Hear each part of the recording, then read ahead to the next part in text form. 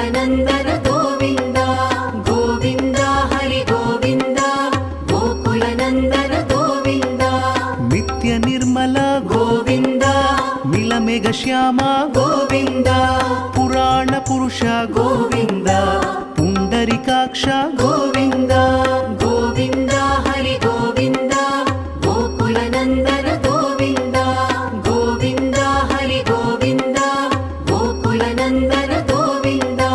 नन्दनन्दन गोविन्द नवनीत चोर गोविन्द पशुपालक श्री गोविन्द पाप विमोचन गोविन्द